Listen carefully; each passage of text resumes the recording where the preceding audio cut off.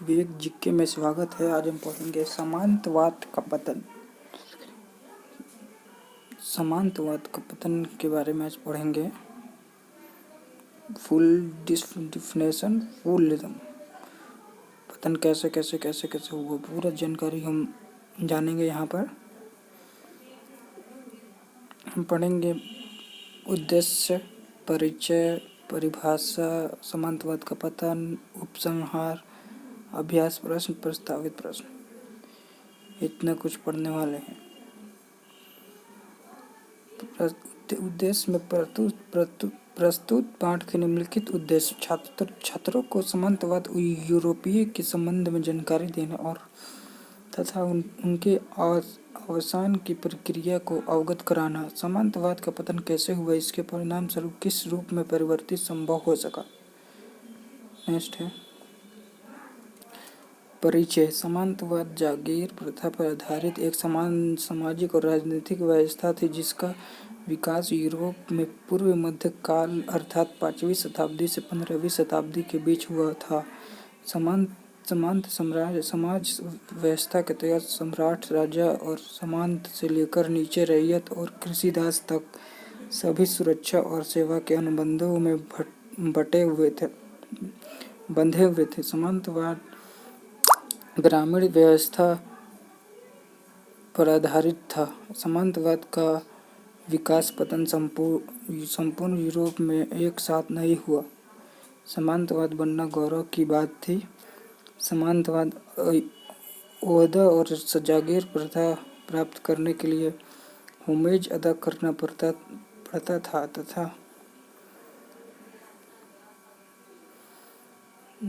तथा वफादारी से शपथ भी लेनी पड़ती थी। सामंतों के अधीन की समान थे। शुरू में जागीर व्यक्ति उच्च सामंत तक ही सीमित था, बाद में यह पुश्तैना हो गई।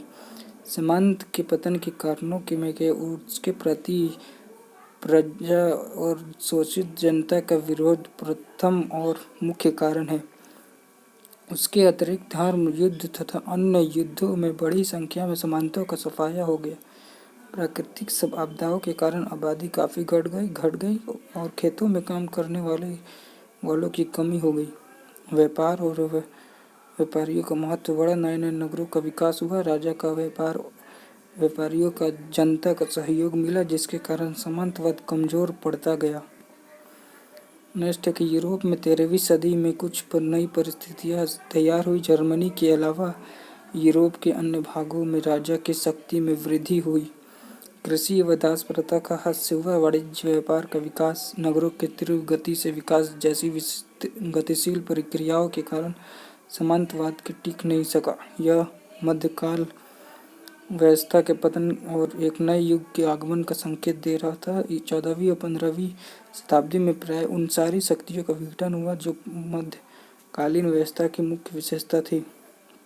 मध्यकालीन संस्थाओं के विघटन के साथ साथ नए आदर्शों और संस्थाओं का उदय हो रहा था। इन दोनों शताब्दियों में हम कुछ विशिष्ट मध्यकालीन संस्थाओं जैसे बड़े बड़े साम्राज्य, विश्वव्यापी धर्म, गिल्ड के अधिकारी, मेमोरियल व्यवस्था और रूढ़िवाद को पतन की गत में गिरते हुए हम पाते हैं। नई परिस्थिति में प्रगतिशील शक्तियों के मध्यकालीन व्यवस्था के द्वारा नियंत्रित करना या रोकने का दुष्कर कार्य था तथा मध्यकालीन व्यवस्था जिसके केंद्र में सामंतवाद व्यवस्था थी, उसका पतन अवश्य व्यापी हो गया। सामंतवाद का पतन एकाएक नहीं हुआ, बल्कि 12वीं शताब्दी के पश्चात सामंतवाद की पकड़ कमजोर होती गई। फलस्वरूप इसका पतन हुआ। सामंतवाद कोई निश्चित परिभाषा नहीं दी जा सकती, फिर भी यह कहा जा सकता है कि भूमि के आधिपत्य पर आधारित यह एक सामाजिक राजनीतिक व्यवस्था थी जिसका प्रस्फुट व विकास यूरोप में 5वीं सदी से 15वीं सदी के मध्य में हुआ। इस व्यवस्था के अंतर्गत किसान अपनी जमीन या उसकी उपज का एक भाग किसी बड़े भूपति सामंत के हवाले कर देते था। बदले में सामंत द्वारा किसानों को सुरक्षा मुहैया कराई जाती थी। प्रस्तुत प्रस्तुत पाठ में तीन परिदृश्य को रखकर यथा सामंतवाद का अर्थ, सामंतवाद का विकास और सामंतवाद का पतन के संबंध में जानकारी प्रदान करने का प्रयास किया गया है। सामंतवाद के पतन को समझने के लिए मूल को जानना आवश्यक है। पतन एक दिन की कहानी नहीं, वरन वर्षों वर्षों से चली आ रही व्यवस्था के हंसोन्मुख विकास का अंतिम रूप है। पूर्व मध्यकाल में यूरोप में विभिन्न क्षेत्रों में विशेष परिस्थितियों के फलस्वरूप सामंतवाद की अभिवृद्धि हुई, जिसका परिणय फ्रांस था। फ्रांस में धीरे धीरे यूरोप के विभिन्न भागों में स्थानीय परिस्थितियों के अनुसार सामंतवाद का विकास और प्रसार हुआ। 10वीं तथा 11वीं सदी के मध्य तक सामंतवाद व्यवस्था सारी लक्षण यूरोप व्यवस्था में और पूर्ण रूप से दृष्टिगोचर होते हैं। तत्कालीन सुरक्षा एवं अराजकता के माहौल में सामंतवाद एक तरह से आवश्यकता हो चुका था। छोटे छोटे किसान असुरक्षा की भावना के कारण अपनी जमीन तथा स्वयं अपने को किसी बड़े भूपति के हवाले कर देते थे। इनके अधीनस्थ हो जाते थे। बड़े भूपति ने उन्हें आंतरिक एवं बाह्य लुटेरों से बचाने का वचन देते थे, जिसके बदले में किसान उपज का एक हिस्सा तथा अन्य प्रकार का सेवाएं भूपति को देने का वचन देता था। शपथ लेकर ऐसी परिस्थिति में बहुसंख्यक किसान अपने खेतों के स्वयं स्वामी न रहकर बड़े बड़े भूपतियों के अधीन रैयत हो गए, जो कम्मी के नाम से जाने जाते। इस प्रकार बड़े भूपति भी अपने से अधिक ताकतवर भूस्वामी की शपथ में आ गए। ये बड़े भूपति रैयतों की तरह पैदावार का अंश न देकर सैन्य सेवा तथा अन्य प्रकार से अपनी सेवा दिया करते थे। इस प्रथा को यूरोप में मैनोरियल सिस्टम के रूप में जाना जाता है। यूरोप सामंतवाद के स्वरूप को देखने से लगता है कि इसका राजनीतिक एवं प्रशासनिक ढांचा सामंतों को प्राप्त जागीरों के आधार पर गठित था तथा और ग्रामीण ढांचा कृषि दास्य प्रथा के आधार पर है।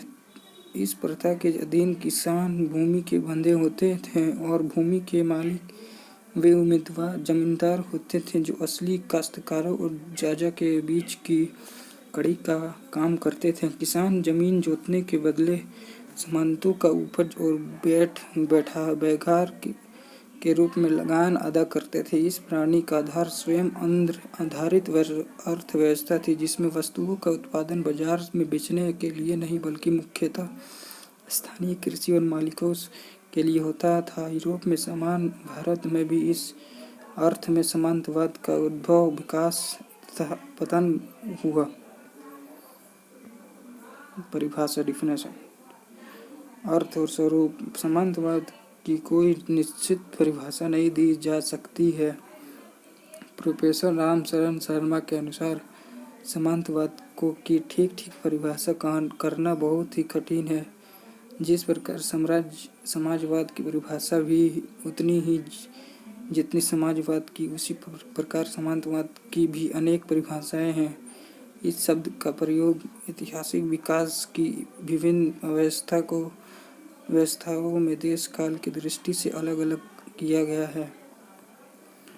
जब मिस्र पुरातन राज्य के बाद के काल को सामंतवादी काल कहा जाता है, वहीं दूसरी ओर चीन के चाओ कालीन काल को भी यह संज्ञा दी जाती है। मध्य युग में सामंत बनना गौरव की बात थी तथा सामंत बनने के लिए कुछ रीतियों का अनुपालन करना पड़ता था। जर्मन विजेताओं को भूमिका ने भी बड़े अंश सामंत प्रथा को बल प्रदान किया। यूरोप में सामंतवादी व्यवस्था का आर्थिक आधार के साथ साथ सैन्य संगठन भी एक महत्वपूर्ण आधार था। 8वीं शताब्दी आते युद्ध में अश्व सेना का महत्व बहुत बढ़ गया। युद्ध कौशल में इस परिवर्तन के कारण अरब वाली को यूरोप में आगमन था। अब अरब वालों के पास अश्व शक्ति की व्यवस्था थी। मुकाबला यूरोप परंपरागत हथियारबंद पैदल सिपाही नहीं कर सकते थे। ऐसी परिस्थितियों में यूरोप में भी अश्व सेना की आवश्यकता महसूस हुई, लेकिन घुड़सवार दस्ता और तैयार करना आसान कार्य नहीं था, क्योंकि यूरोप में अच्छी नस्ल के घोड़े उपलब्ध नहीं थे। उन्होंने अरब देशों से मांगना पड़ता था। घोड़े के रखरखाव में भी काफी खर्च आता था, अतः शासकों ने इस दुष्कर कार्य को सामंतों के हाथों सौंप दिया। उन्हें निश्चित संख्या में घुड़सवारों की रखने के लिए कहा गया। इसके एवज में उन्हें जागीर दी गई। कुछ इन जागीरों की आमदनी से भी सामंत अश्व दस्तों का सारा खर्च पूरा करते थे। इस तरह अरब आक्रमण फलस्वरूप अश्व सेना के गठन के कारण यूरोप में सामंतवाद का विकास हुआ। सामंतवाद के पतन। आधुनिक विश्व के इतिहास में सामंतवाद का अवसान एक महत्वपूर्ण परिदृश्य से देखा जाता है। सामंतवाद का पतन एकाएक तथा अचानक नहीं हुआ, बल्कि उसके पतन का सिलसिला 15वीं सदी के पहले से ही प्रारंभ हो चुका था। यूरोप में 13वीं सदी के पश्चात नई परिस्थिति ने जो माहौल तैयार किया, उसके फलस्वरूप राजा के शक्ति में वृद्धि, कृषिदास प्रथा के हाथ से वाणिज्य और व्यवसाय एवं व्यापार का विकास तथा नए नगरों का उदय की प्रक्रिया प्रारंभ हुई, जिसके फलस्वरूप सारे यूरोप में सामंतवाद के विघटन की प्रक्रिया शुरू हुई। सामंतवाद के पतन का कोई एक कारण नहीं, बल्कि विभिन्न कारणवश ही इसका पतन संभव हो पाया, जिसमें से कुछ प्रमुख कारणों का उल्लेख यहाँ किया गया है। जिसमें पहला है कि प्रगतिशील विचारों का आगमन। इसमें है कि 13वीं सदी यूरोप में मध्यकाल में चरमोत्कर्ष का काल माना जाता है। इसी सदी के अंतिम वर्षों में प्रगतिशील विचारों का आगमन हुआ, जो मध्यकालीन व्यवस्था के अवसान का तथा एक नए युग के आगमन का संकेत था। वस्तुतः एक और जहाँ पतन, अधोगति और नैराश्य की भावना दिखाई पड़ रही थी, वहीं दूसरी ओर एक नया उत्साह क्रांतिकारी कदम प्रवाह को जीवंत कर रहा था। नए विचारवादियों ने पोप की सत्ता का रूढ़िवादियों को चुनौती देना प्रारंभ किया। विश्व साम्राज्य ईसाई धर्म राज्य की कल्पना की भी अस्वीकार जाने लगा। राष्ट्र राज्य की कल्पना सामने आने लगी तथा वैज्ञानिक तर्क वितर्क शुरुआत हुई, जिसमें सामंतवाद तथा कृषिदासत्व जैसी प्रथाओं के लिए कोई स्थान नहीं था। दूसरा है ख सामंतों के बीच आपसी कलह। 13वीं सदी पश्चात सामंतवाद व्यवस्था के मध्य आपसी संघर्ष बहुत बड़ी कमजोरी के रूप में उभर कर सामने आए। 200 वर्ष के धर्म युद्ध में बहुत से सामंत मारे जा चुके थे। इस युद्ध में अंतिम अवस्था समय इंग्लैंड और फ्रांस के सामंतों के मध्य संघर्ष प्रारंभ हो चुका था, जो 100 वर्ष तक चला, जिसमें अनेक सामंतों की जान गई। 15वीं सदी के इंग्लैंड गुलाबों से युद्ध वहाँ के सामंतों को काफी क्षति पहुंची। यह इस युद्ध परिणाम के दृष्टिकोण के महत्वपूर्ण था। इन सामंती युद्ध के कारण यूरोप में हिंसा, अवस्था और उपद्रव का वातावरण पैदा हो गया, जिसके कारण सामान्य लोगों में सामंत के प्रति घृणा की भावना पैदा हुई। सामान्य जन सामंतों का विरोध व्याप्त हो गया। इस परिवेश में कानून एवं व्यवस्था के स्वरूप में परिवर्तन की आवश्यकता महसूस हुई। इस परिवर्तन की आकांक्षा ने राष्ट्रीय राज्यों के उदय का मार्ग को प्रशस्त किया। ऐतिहासिक दृष्टिकोण से अगर इंग्लैंड याक और लंकास्टर वंश के सामंत आपस में नहीं लड़ते, तो यहाँ ट्यूडर निरंकुश तंत्र का उदय होना निश्चित नहीं था। लगातार युद्ध के कारण सामंतों की संख्या घटती गई। दूसरी ओर नए अस्त्र शस्त्र के आविष्कारों का पुरातन सामाजिक प्रणाली को महत्वहीन बना दिया। युद्ध के लिए अब सामंत सेना की आवश्यकता नहीं रह गई थी। नए परिवर्तन के किसानों के मन में सामंतों के मुकाबला करने आधार बनाया और सामरिक दृष्टि से मध्यकालीन नाइट की पुरानी व्यवस्था जीत जाती रही। तीसरा है कि सामरिक प्रणाली के परिवर्तन के ने सामंतों की आवश्यकता पर प्रश्न चिन्ह लगा दिया। मध्यकालीन सामंतों की सामरिक प्रधानता का आधार था उनका किलों में रहकर वे अपनी रक्षा आसानी से करते थे। मंगलों यूरोप में सबसे पहले बारूद लाए। अब युद्ध में बारूद का प्रयोग व्यवहार होने लगा। गोला बारूद द्वारा सामंतों किलों में आसानी से अधिकार जमाया जा सकता था। ऐसी परिस्थिति में स्वयं जब सामंतों की सुरक्षा खतरे में पड़ गई और सामंतों की किला अब सुरक्षित नहीं रह गया, गोला बारूद के साथ साथ बंदूकों को भी व्यवहार प्रारंभ हो चुका। पर सर्वप्रथम इसका व्यवहार जर्मनी में हुआ। गुलाबों की लड़ाई में इंग्लैंड की एडवर्ड चतुर्थ 1461-83 के भाड़े के सिपाहियों ने उसका जमकर विरोध किया। बंदूक के प्रयोग के कारण पैदल सेना का महत्व बढ़ गया तथा पुराने ढंग से घुड़सवार सेना का महत्व धीरे धीरे समाप्त हो चला गया।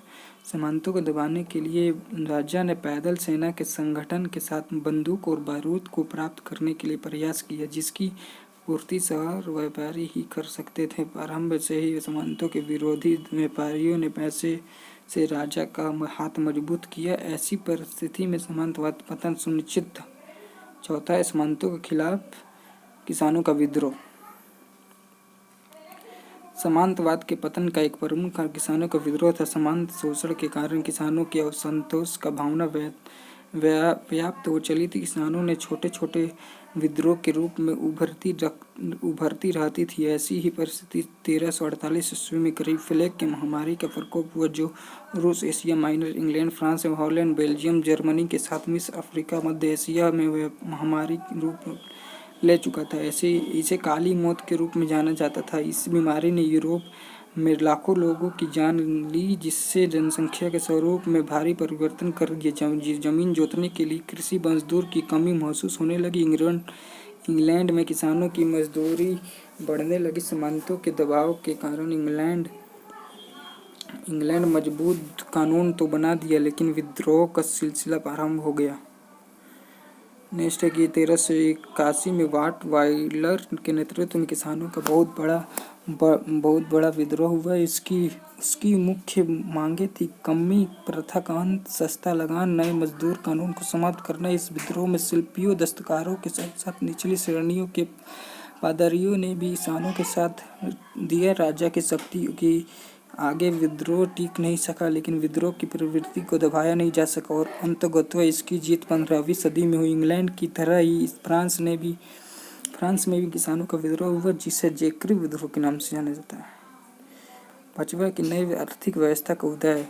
वाणिज्य व्यवसाय व्यापार की प्रगति के फलस्वरूप बहुत सारे लोग शहरों में रहने लगे थे। शहरों की विकास हो रहा था। शहरों का विकास आर्थिक स्वरूप में परिवर्तन के कारण संभव हो सकता था। किसान शहर की ओर पलायन कर रहे थे। सामंतों का पतन में वाणिज्य व्यापार का भी योगदान था। सामंती व्यवस्था में भूमि तथा खेती की प्रधानता थी और प्रत्येक जागीर के स्वतः पूर्ण होने के कारण व्यापार का क्षेत्र ग्रामीण बाजार हाट तक सीमित था। इस प्रकार व्यापार के में अनेक दूरिहताओं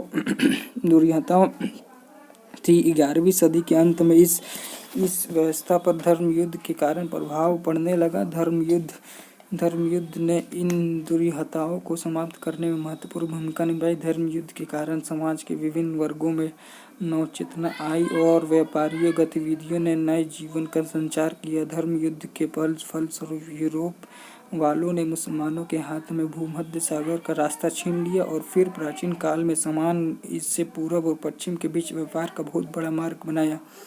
इस बड़े व्यापारी मार्ग बनने के फलस्वरूप यूरोप और पूर्व मध्य व्यापार का अभूतपूर्व वृद्धि हुई, जिससे सामंतों का आर्थिक शक्ति पर कुठाराघात किया। नए नए शहरों का निर्माण ही नहीं हुआ बल्कि इन शहरों की आबादी भी बढ़ती चली गई। 15वीं सदी के पेरिस की आबादी 3 लाख, ब्रुसेल्स और प्राग की 1 लाख और वेनिस की 1,90,000, लंदन की 40,000। जर्मनी की प्रचलित कहावत शहर की हवा लोगों में आज़ाद बनाती है अधिक सटीक लग रही थी। व्यापार का वातावरण स्वतंत्रता का वातावरण था तो दूसरी ओर समांत वातावरण में संकीर्ण तथा असंतोष का। ऐसी परिस्थितियों में सामंतवाद व्यवस्था के साथ संघर्ष सुनिश्चित था। व्यापारी व्यवसाय अपना पूंजी के निवेश नहीं नए रूप में करना चाहते थे, अपनी जमीन को बेचना चाहते थे, लेकिन वैसा नहीं कर सकते। व्यापारियों ने व्यापार संबंधी मुकदमों का फैसला भी सामंत कचहरियों में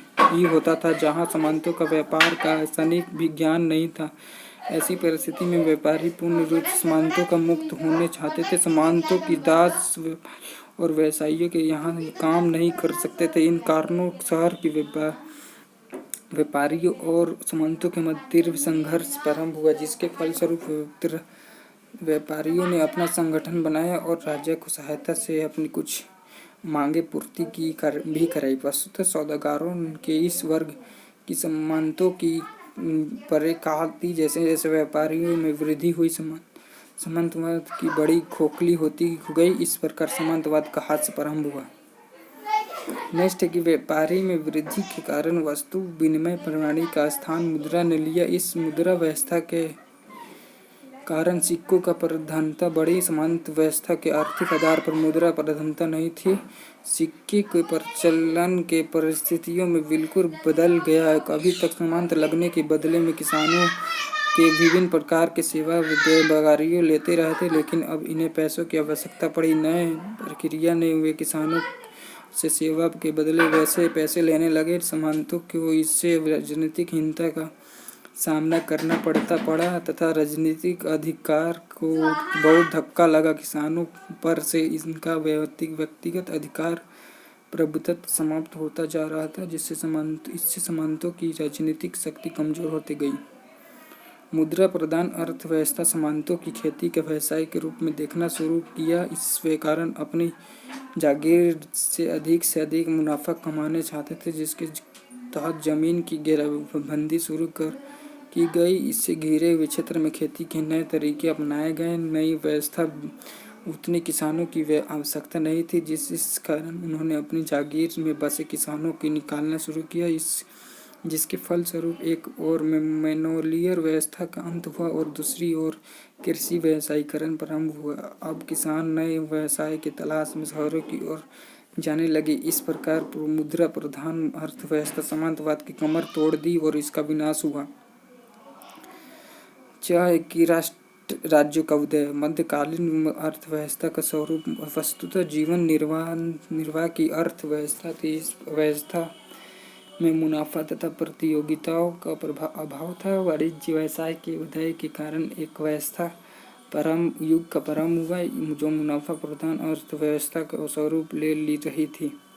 मध्यकाल में सूद का कर्ज लेना पाप समझा जाता था। मध्यकालीन कृषि प्रधान, गतिहीन और सामूहिक समानता अर्थव्यवस्था के स्थान पर एक गतिशील शहरी प्रतियोगिता तथा मुनाफा प्रधान अर्थव्यवस्था का सृजन हो चुका था, जो वस्तुतः पूंजीवादी के उदय तक घातक था। ऐसी व्यवस्था में सामंतवाद अर्थहीन हो चला था। बदली हुई परिस्थिति में संपूर्ण विकास शक्तिशाली सरकार के द्वारा ही संभव था। व्यापारी, उद्योगपति, मजदूर, किसान अभी राजा को ही अपनी शुभ चिंतक तथा हित चिंतक मानने लगे तथा केंद्रीय सरकार के अधिक से अधिक नियंत्रण की मांग करने लगे। इंग्लैंड और फ्रांस के सम्राटों ने समान राष्ट्रीय स्तर पर आर्थिक और सामाजिक स्थिति नियंत्रण करना शुरू किया। सामाजिक स्तर तथा आर्थिक स्थानीयवाद जो स्वार्थ का आधारित है और जिस प्रकार सामंतवाद टिका, उसके पतन के संकेत आने लगे और राष्ट्रीय राज्यों का सामंतों की जड़ें खोद दी। सामंतों के विरुद्ध राजा के एक छल शासन स्थापित करने के लिए व्यापारी वर्ग की सहायता चाहती थी। इसी प्रकार व्यापारी वर्ग को भी अपना व्यापार बढ़ाने के लिए राजा का सहायता की आवश्यकता थी। ऐसी स्थिति में एक मजबूत केंद्रीय सरकार की जरूरत थी। राष्ट्रीय राज्य की पूर्ति तभी हो सकती थी जब सामंतों का सफाया हो जाता। इसी परिस्थिति में राजा अन्य वर्गों के मध्य एक संबंध कायम हुए जहाँ एक दूसरे का पूरा ध्यान था। पारस्परिक संबंधक समझौते के द्वारा राजा को सशक्त शासन के लिए पैसे तथा पदाधिकारी चाहती थी। दूसरी ओर उत्पादन को और तीव्रता प्रदान करने के लिए शांति का सुव्यवस्था वातावरण तैयार करना था, जो सामंतों का देख के रहते संभव नहीं था। लूटमार, युद्ध और अराजकता की स्थिति आर्थिक मार्ग के विकास में बाधक थी। सामंतों की वह उपस्थिति सबसे बड़ा अवरोध था। सामंतों के राष्ट्रीय राज्य की स्थापना के द्वारा ही हटाया जा सकता था। इसी परिस्थितियों में राजा का साधारण जन, व्यापारी, किसान, मजदूर, व्यापारियों से भरपूर सहयोग मिला, जो सामंतवाद का पतन कारण बना। यही कारण है कि राजा और साधारण जन ने सामंतों की रही सही शक्ति के तोड़ने का बीड़ा उठाया एक मजबूत केंद्रीय सरकार बनाने की चेष्टा की। पैसे वाले इन व्यापारियों में से राजा ने बड़े पैमाने पर धन प्राप्त किया, जिसका प्रयोग सामंतों का विरोध किया गया। बंदूक, सैन्य संचालन तथा बारूद के प्रयोग के रूप में राजा ने व्यापारियों को विभिन्न प्रकार की सुविधाएं प्रदान की, जिससे व्यवसाय और व्यापार तो बढ़ा ही साथ सामंत का पतन भी सुनिश्चित हो गया। 15वीं सदी के अंत होते होते France, England, Spain, Belgium, Holland के में संपूर्ण राज्य एक अधिक आर्थिक इकाई बन गया और राज्य की प्रधानता कायम हो गई। सामंतवाद स्थानीय स्वरूप के लिए था धराशायी होने लगा।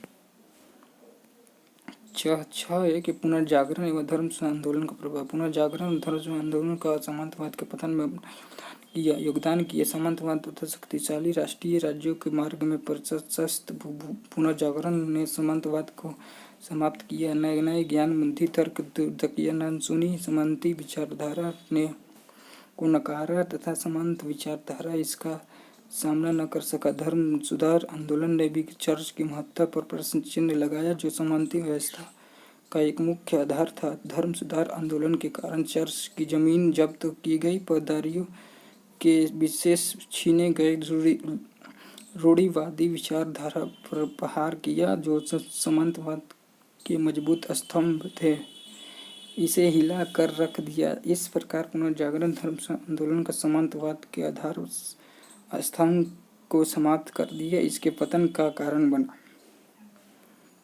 उपसंहार, इलाज चल रहा है। आर्थिक विकास, नए ज्ञान, विज्ञान, तर्क, सामंतवाद का धर्म सुधार आंदोलन का फलस्वरूप जो तत्कालीन सामाजिक, राजनीतिक, धार्मिक, आर्थिक जीवन में परिवर्तन की प्रक्रिया प्रारंभ हुई, उसके कारण सामंतवाद पतन 13वीं सदी प्रारंभ हो चुका था। वाणिज्य क्रांति, पूंजीवाद का उदय, राष्ट्रीय राज्यों का उदय, धर्म युद्ध, सामंतों के मध्य युद्ध, बंदूक और बारूद का प्रयोग, महामारी पर प्लेग जैसे ऐतिहासिक घटनाक्रमों ने मिलकर सामंतवाद के पतन में अपना योगदान दिया। सामंतवाद का पतन पश्चिमी यूरोपीय देशों में पहले हुआ, जहां आधुनिक विचार का आगमन पहले हुआ, तथा मध्य पूर्वी यूरोपीय देशों के बाद सामंती व्यवस्था की बहुत सारी कमजोरियों ने इसे खोखला बना दिया। यथा न्याय की एकरूपता नहीं थी, आपसी संघर्ष और राष्ट्रहित की भावना का अभाव था। ऐसी परिस्थिति में सामंतवाद पतन होना निश्चित ही था। सामंती व्यवस्था में कुछ रचनात्मक गुण भी थे, जिसके कारण